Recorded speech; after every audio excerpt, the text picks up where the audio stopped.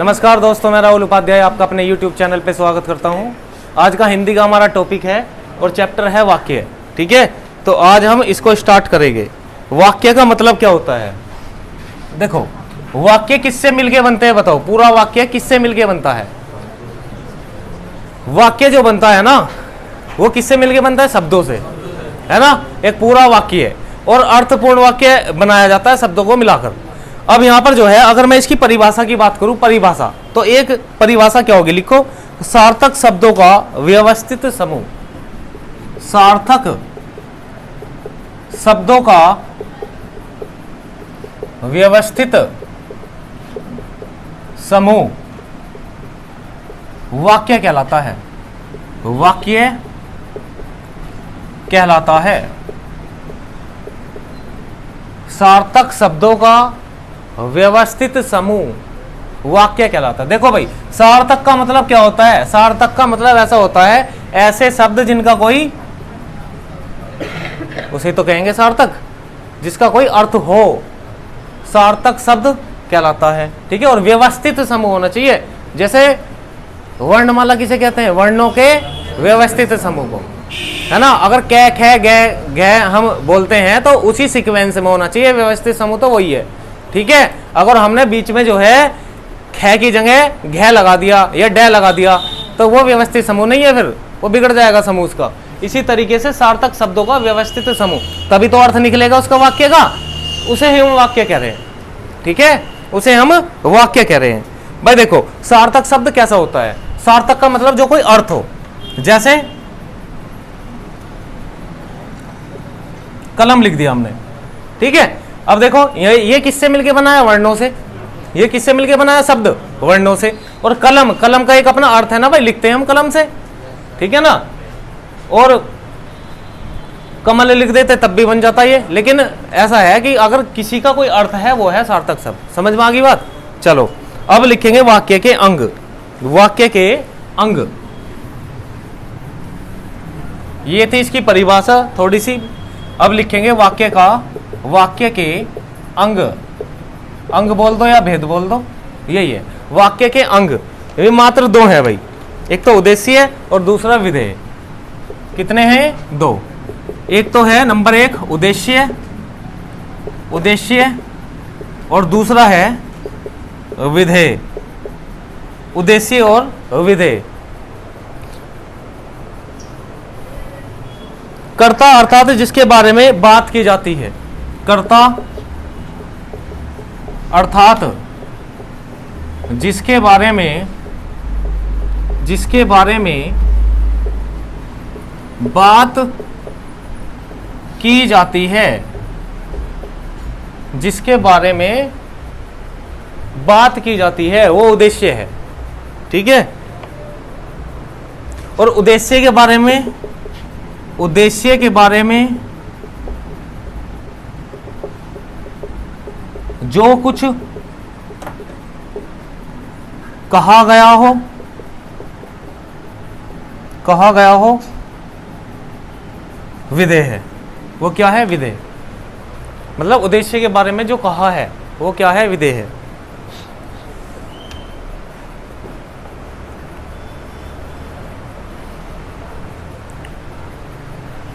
ठीक है, उदाहरण दे रहा हूं एक बार मैं तुम्हें, तो आप ये समझ जाएंगे उद्देश्य क्या है और विधेय क्या है। देखो,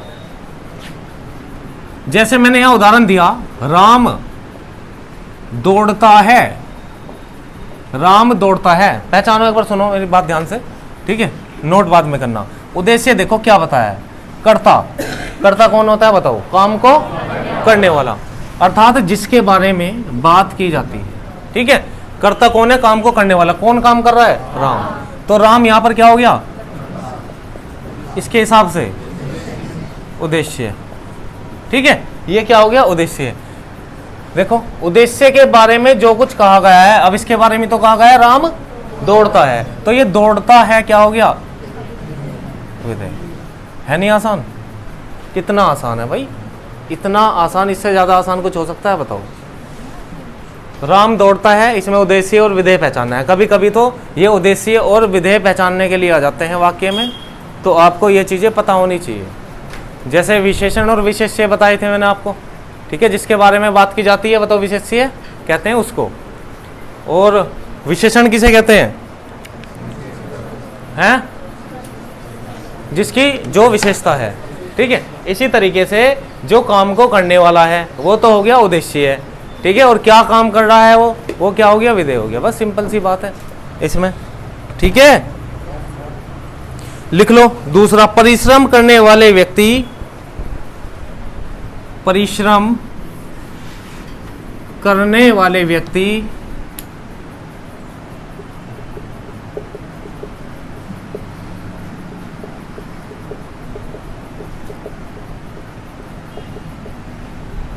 कभी असफल नहीं होते। ये ऐसे लिखो, कभी नहीं। सुनो, परिश्रम करने वाले व्यक्ति सदा सफल होते हैं।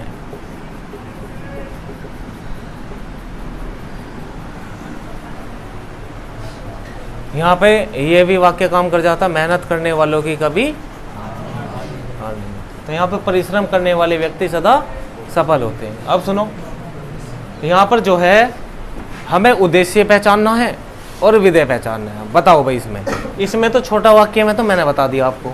अब इस बड़े वाक्य में आप बताओ। बताओ बस ये व्यक्ति, हाँ जी, ये खाली व्यक्ति होगा या ये पूरा कंप्लीट होगा? बताओ अभी। पूरा कंप्लीट है। और ये क्या है? उद्देश्य। ठीक है, और क्या काम हो रहा है? सदा सफल होते हैं। ये क्या है? ठीक है, तो वाक्य चाहे छोटा हो या बड़ा हो उसमें आप पहचान जाओगे कि उद्देश्य क्या है परिश्रम करने का। परिश्रम करने वाले व्यक्ति सदा सफल होते हैं।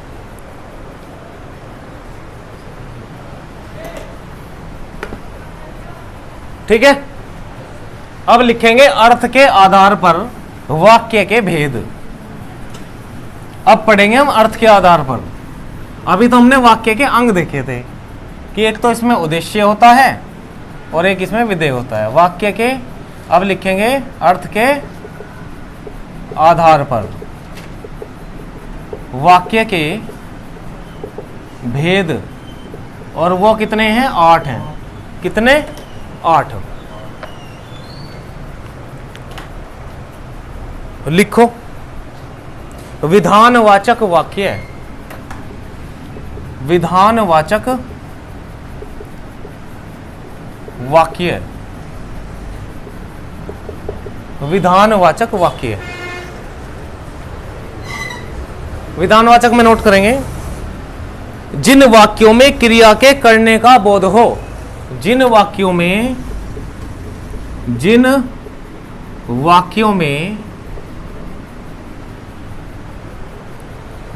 क्रिया के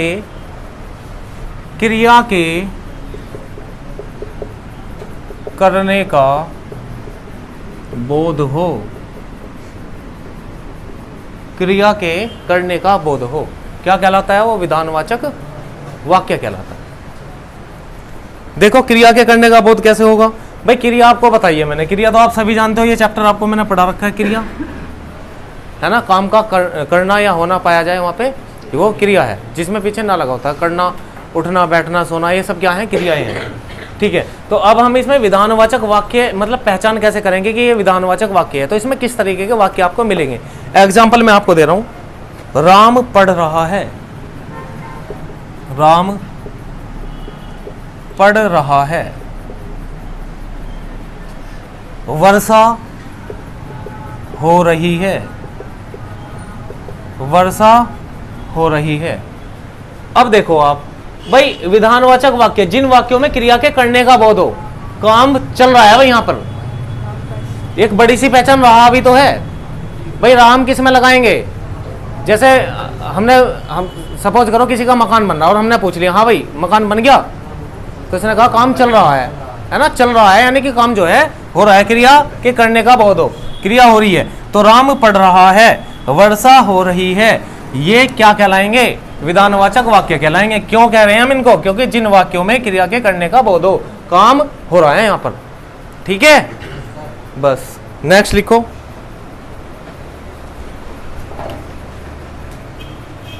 दूसरा लिखेंगे निषेधवाचक वाक्य। आसान है छाटने। निषेधवाचक वाक्य, निषेध वाचक वाक्य है। बताओ भाई, धूम्रपान निषेध आपने सुना, ये तो है निषेध वाचक वाक्य है। तो निषेध में मतलब होता है मना करना, है ना। जिन वाक्यों में क्रिया के न होने का भाव प्रकट हो, जिन वाक्यों में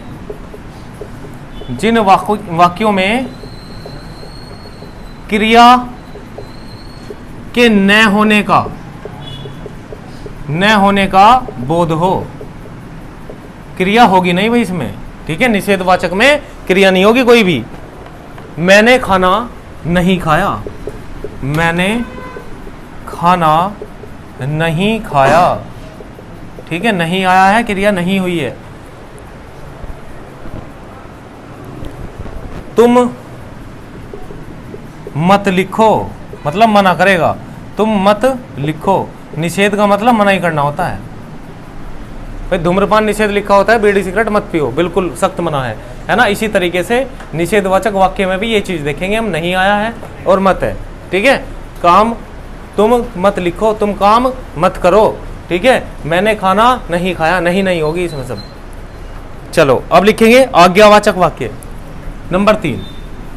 आसान है बस ये, ठीक है। इसके आधार पे पहचानना है। नंबर 3 क्या बता रहा हूं, आज्ञावाचक वाक्य है। बताओ भाई इसमें क्या होगा, इसमें आज्ञा होगी, ठीक है। पहचान इसकी लिख लो, पहचान लिख लो डायरेक्ट, परिभाषा की जरूरत नहीं है। पहचान है आज्ञा, प्रार्थना या उपदेश देना। प्रार्थना, आज्ञा या उपदेश, ठीक है, ये चीजें आएंगी, ठीक है। जैसे मैंने बोला बाजार जाकर फल ले आओ, फल ले आओ। हाँ भाई नवरात्रे भी हैं, बाजार जाकर फल ले आओ, मैंने क्या दी है, आज्ञा दी है, ठीक है। आज्ञा है इसमें, तो ये क्या हो जाएगा, आराम से आज्ञावाचक लगाएंगे, ठीक है ना। आज्ञावाचक। बड़ों का सम्मान करो, बताओ ये क्या है, ये कोई आज्ञा है। बड़ों का सम्मान करो क्या है, उपदेश है। बड़ों का सम्मान करो या बड़ों की इज्जत करो, ये सब क्या बता रहा हूं आपको मैं, ये उपदेश है।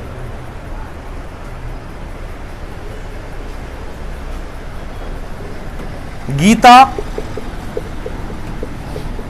तुम बैठकर पढ़ो, तुम बैठकर पढ़ो, ये क्या कही है मैंने, बताओ। हाँ जी, प्रार्थना करिए, आज्ञा दी है, ठीक है। हाँ आज्ञा है, उपदेश है, इससे तुम्हें क्या पता चल रहा है, गीता तुम बैठकर पढ़ो, ठीक है। आज्ञा दी है या उपदेश या आपको जो भी है ऑर्डर दिया है कि बैठकर पढ़ लो, ठीक है। चलो इसे पहचान लेंगे आप। नेक्स्ट लिखो, नेक्स्ट लिखेंगे इच्छावाचक वाक्य। इच्छावाचक नंबर 4, इच्छावाचक वाक्य। इच्छावाचक वाक्य, इच्छा मतलब इसमें इच्छा की पहचान होगी, पहचान लिखेंगे इच्छा, आशीष और शुभकामनाएं। इसमें क्या चीज आएगी, एक तो आपकी इच्छा आएगी, पहचान में लिखेंगे आशीष, किसी को आशीष देते हैं मतलब आशीर्वाद देते हैं, आशीष। इच्छा, आशीष और शुभकामनाएं, शुभकामनाएं लिख लो, शुभकामनाएं किसी को देते हैं, है ना, किसी के पेपर के दे रहे हैं, किसी को किसी चीज के दे रहे हैं, तो ये शुभकामनाएं, जन्मदिन की शुभकामनाएं दे रहे हैं, ठीक है। तो शुभकामनाएं भी इसी में ही आएगी। आशीष का मतलब क्या होता है आप समझते हैं, आशीर्वाद देना, ठीक है। सदा सुखी रहो, हैं, आयुष्मान भवा, ये ठीक है। कैसे, अच्छा तुम्हारे बाल बच्चे बने रहे, बहुत बढ़िया। हाँ हाँ ऐसे भी देते हैं आशीर्वाद। इच्छावाचक में मतलब अपनी इच्छा से जो चीज निकलती है, लिखो आज तो मैं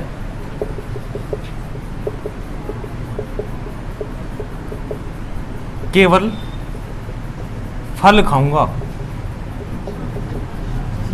बताओ क्या है ये, इच्छा है, बस इच्छावाचक, ठीक है। तीनों का एक एक एग्जांपल ले लें। इच्छा में या आज मैं दिल्ली जाऊंगा, ये मेरी इच्छा है कि जाऊंगा, ठीक है।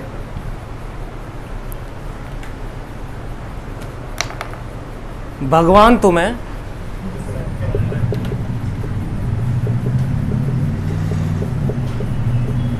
लंबी उम्र दे।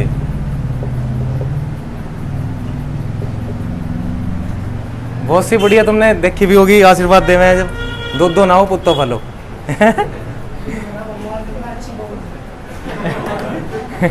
अच्छा, भगवान तुम्हें लंबी उम्र दे। ठीक है, ये क्या दी है भाई हमने? शुभकामना, मतलब शुभकामनाएं नहीं, आशीष, आशीर्वाद। ठीक है, लो चलो ये भी देख ले शुभकामनाएं में। तुम्हारी यात्रा मंगल में हो, हम ऐसी कामनाएं करते हैं। ठीक है, तुमने देखा भी होगा स्टेशन पे अनाउंसमेंट भी होता रहता है। ठीक है, ट्रेन छूट जाती है, हमें खेद है, हैं? खेद मतलब दुख दर्शा रहे हैं वो। अब यहाँ पर शुभकामनाएं दे रहे हैं, तुम्हारी यात्रा मंगल में हो। ठीक है, ठीक है भाई, एक एक चीज देख ली हमने। नेक्स्ट चलो, तो बहुत आसान है, पहचान लोगे इनको आप। नेक्स्ट लिखेंगे कौन सा नंबर? नंबर 5, संदेहवाचक वाक्य। संदेहवाचक, संदेहवाचक वाक्य। संदेह का मतलब क्या होता है भाई? डाउट, है ना? डाउट का संदेह का मतलब है डाउट। लिखो पहचान, संदेह करना, संदेह। पहचान में तो सबसे पहले लिखेंगे संदेह, और संभावना, संभावना भी इसी में ही आएगी। संदेह या संभावना, संदेह और संभावना इसकी पहचान है। ठीक है, एक एग्जांपल ले लेते हैं, एक बार इंक डाल लूं मैं।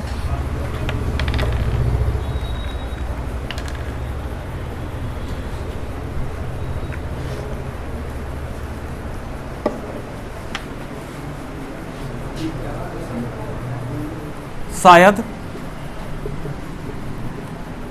शाम को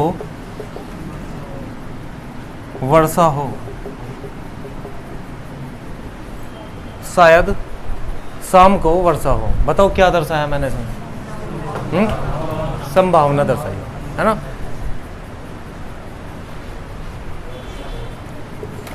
सीता पढ़ती होगी।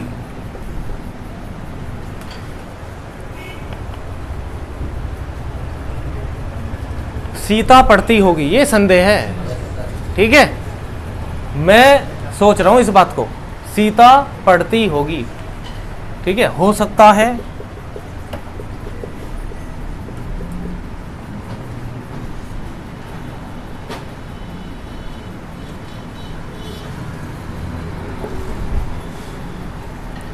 आज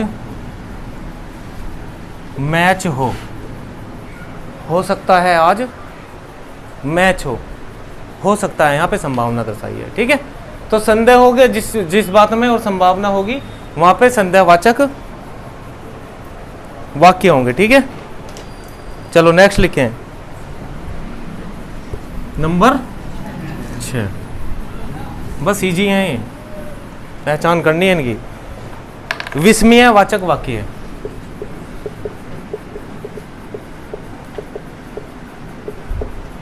ये वही है भाई, विस्मयादिबोधक चिन्ह इनमें तो लगा मिलेगा, ये भी बहुत आसान है। ठीक है, इसकी पहचान करना बहुत आसान है। इसमें देखो विस्मयादि में क्या चीज चिन्ह कब लगाते हैं? विस्मयादिबोधक चिन्ह जब किसी चीज का आश्चर्य होता है। ठीक है, तो लिख लो, इसकी पहचान लिखो, आश्चर्य, घृणा, क्रोध, शोक। आश्चर्य, आश्चर्य, घृणा, क्रोध और शोक। शोक, शोक मतलब दुख।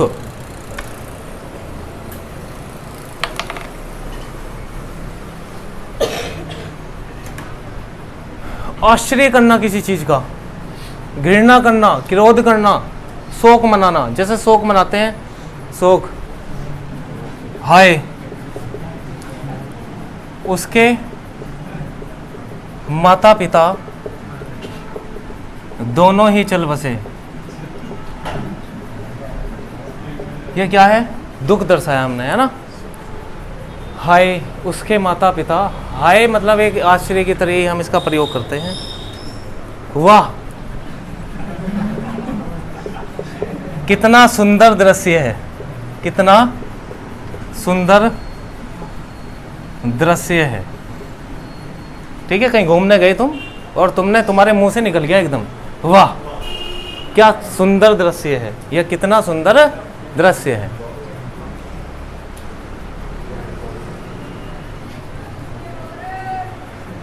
एक ऐसे बालक की नौकरी लग गई जिसका तुम्हें विश्वास ही नहीं था बिल्कुल भी, है कि भाई इसकी लग भी सकती है, तो तुमने एकदम आश्चर्य दर्शाया।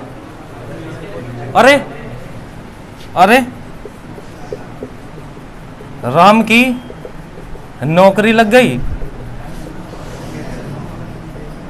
ठीक है, आश्चर्य हुआ एकदम, तुम्हें आश्चर्य हो गया एकदम।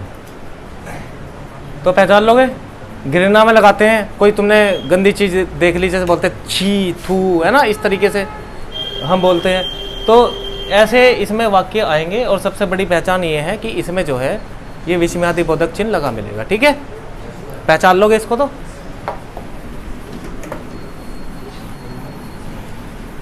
नेक्स्ट लिखो नंबर 7, प्रश्नवाचक वाक्य। प्रश्नवाचक वाक्य,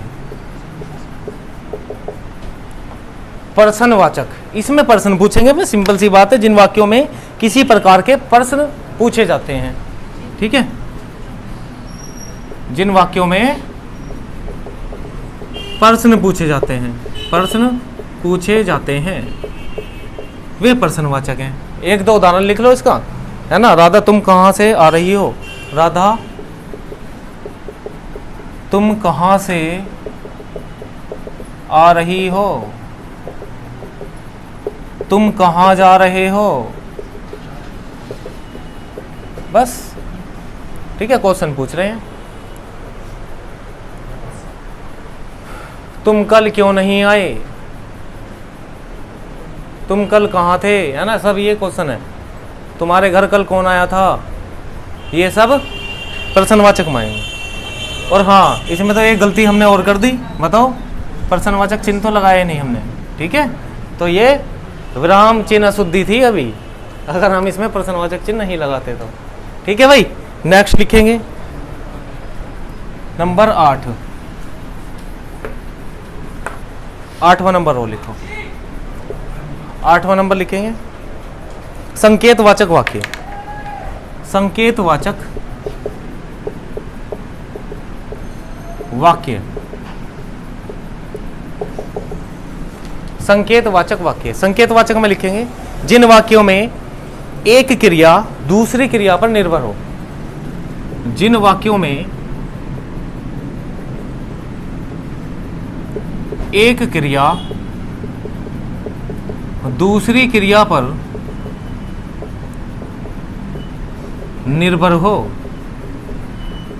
दूसरी क्रिया पर निर्भर हो, इसमें एक क्रिया क्या होगी, दूसरी क्रिया पर निर्भर होगी, वो संकेतवाचक वाक्य कहलाएंगे। लिखो,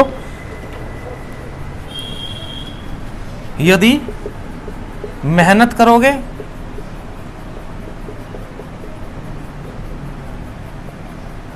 तो अवश्य सफल होगे।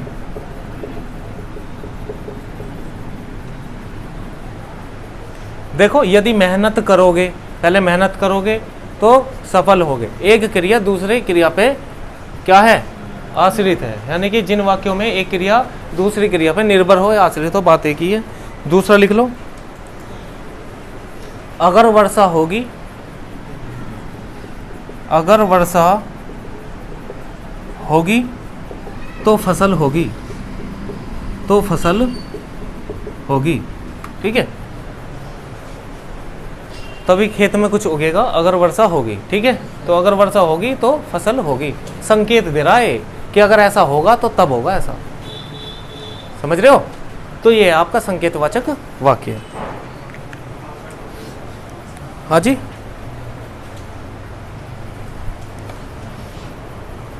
अब लिखो रचना के आधार पर वाक्य के भेद, जल्दी करो। रचना के आधार पर, रचना के आधार पर, रचना के आधार पर भेद, ये होते हैं भाई 3 भेद इसके। एक तो है साधारण या सामान्य वाक्य, नंबर 1 साधारण या क्या बोलते हैं इसको, सामान्य वाक्य, साधारण या सामान्य वाक्य। लिखो जिन वाक्यों में केवल एक ही उद्देश्य, अभी बताया उद्देश्य क्या होता है, और एक विधेय हो, साधारण वाक्य कहलाते हैं। या तो एक ही उद्देश्य होगा या क्या होगा, विधेय। अभी बताया मैंने उद्देश्य क्या होता है, जिसके बारे में बात की जाती है वो उद्देश्य है, और क्या बात हो रही है वो क्या है, विधेय है। ठीक है, तो जिनमें एक ही चीज होगी वो है साधारण वाक्य। अब साधारण वाक्य में देखो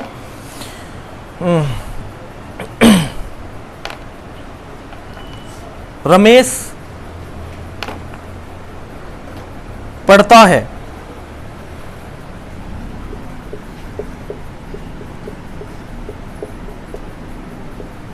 रमेश पढ़ता है, ये बिल्कुल साधारण वाक्य है। ये क्या है, साधारण वाक्य है। और देखो सीता ने भोजन किया, सीता ने भोजन किया, सीता ने भोजन किया। देखो साधारण कैसे है भाई, ये क्या है बताइयो, उद्देश्य है, और ये क्या है, ये पूरा विधेय है। ठीक है, और केवल एक ही है, मैंने आपको बताया था जिन वाक्यों में केवल एक ही उद्देश्य और एक विधेय हो। अब देख लो एक ही तो उद्देश्य है इसमें और एक ही विधेय है। ठीक है, ये बिल्कुल साधारण और सामान्य वाक्य है। ये बहुत छाटने को आते हैं भाई कि बताओ कौन सा मिश्र वाक्य है, कौन सा संयुक्त वाक्य है, तो इनमें बहुत गलती कर रहे हैं भाई, है ना। पहले मैंने ये 8 प्रकार बताए, इसके वाक्य के 8 प्रकार बताए, तुम्हें लग तो ईजी रहे होंगे सब, लेकिन जब पेपर में आवे ना वहां गलत कर दें। वहां 4 ऑप्शन है, इच्छावाचक को आज्ञावाचक, ऐसे ही मतलब इस तरीके से उसमें लगा देंगे, संकेतवाचक कर देगा कोई। तो इसमें जब तक आप रिवीजन नहीं लोगे ना तब तक ये सही नहीं होंगे, और जब तक आप इसकी प्रैक्टिस नहीं करके देखोगे क्वेश्चनों की। अब यहाँ पर देखो साधारण वाक्य बिल्कुल ऐसा होता है कि इसमें जो है एक विधेय और एक ही उद्देश्य होगा। अब दूसरा लिखेंगे, देखो दोनों में अंतर। संयुक्त वाक्य, नेक्स्ट लिखो नंबर 2 संयुक्त वाक्य। संयुक्त का मतलब क्या होता है बताओ जरा, संयुक्त मतलब जोड़ना, संयुक्त वाक्य। अब ये संयुक्त वाक्य में क्या चीज आएंगी, लिखो जिन वाक्यों में 2 या 2 से अधिक सरल वाक्य हो, जिन वाक्यों में 2 या 2 से अधिक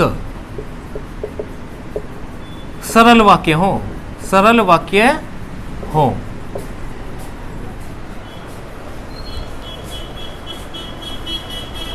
बताओ अब इसमें लिखो जरा, इसमें कैसे कैसे शब्द आएंगे, लिखो और, एवं, और, एवं, तथा, तथा, अथवा, अथवा, इसलिए, इसलिए, फिर भी, नहीं तो, फिर भी, नहीं तो, किंतु, परंतु आदि,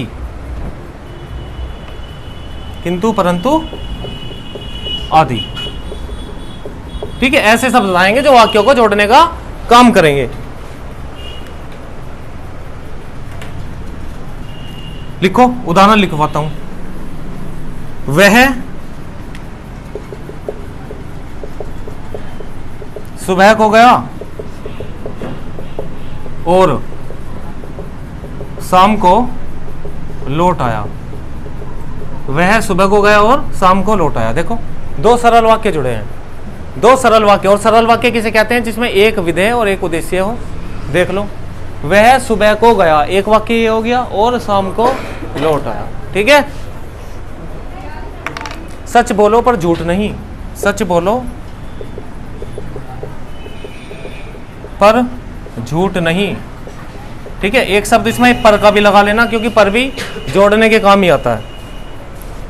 पर, परंतु, लेकिन, है ना, ऐसे शब्द कर लोगे ना।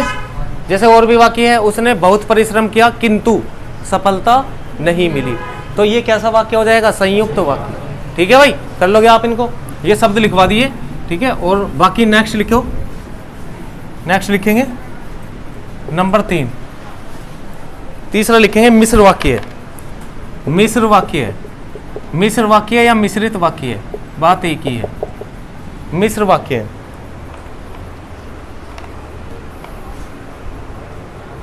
जिन वाक्यों में एक प्रधान उपवाक्य हो, एक प्रधान उपवाक्य हो और अन्य आश्रित हों, और अन्य आश्रित हों।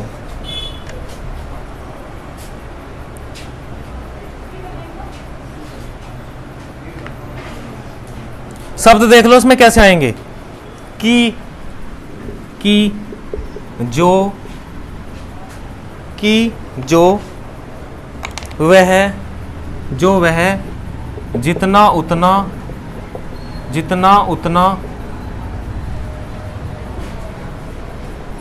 जिधर उधर,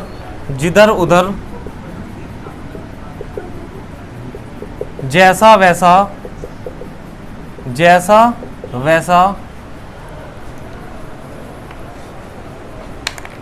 अगर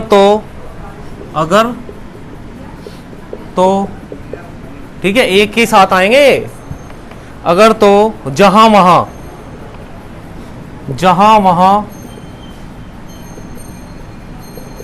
जब तब,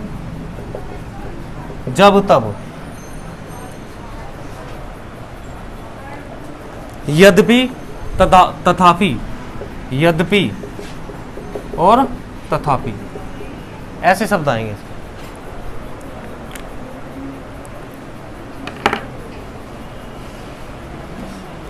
देखो इसे मिटा दें। एक होगा इसमें प्रधान और दूसरा क्या होगा? दूसरे होंगे आश्रित। अगर तुम परिश्रम करते तो तुम जरूर सफल होते। अगर तुम परिश्रम करते तो जरूर सफल होते, जरूर सफल होते। देखो ये वाला है इसमें, अगर तो। ठीक है, मिश्र में और संयुक्त में बालक बहुत गलती करता है। मिश्र वाक्य में ध्यान रखना इस तरीके के आएंगे, जितना उतना, की जो, है ना, वह, जिधर उधर, इस तरीके के। और लिखो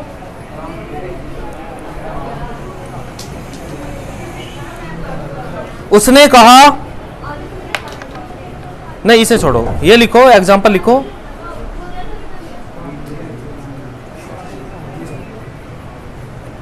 तुलसीदास ने कहा है, तुलसीदास ने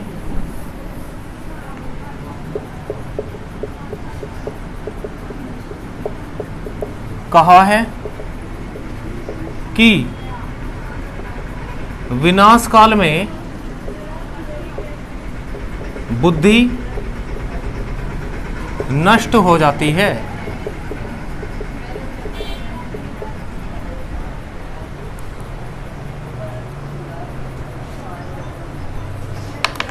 इसमें देखो कि केवल की भी किस में आएगा? मिश्र वाक्य में।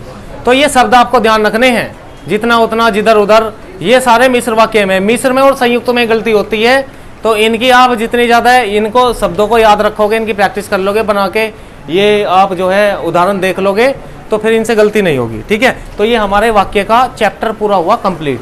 उम्मीद है ये वीडियो आपको अच्छी लगी होगी। अगर अच्छी लगी है तो इस तरीके की वीडियो हम डालते रहते हैं, तो जो हमारे चैनल पर नए हैं वो सब्सक्राइब कर लें और लाइक करें, शेयर करें। धन्यवाद, जय हिंद।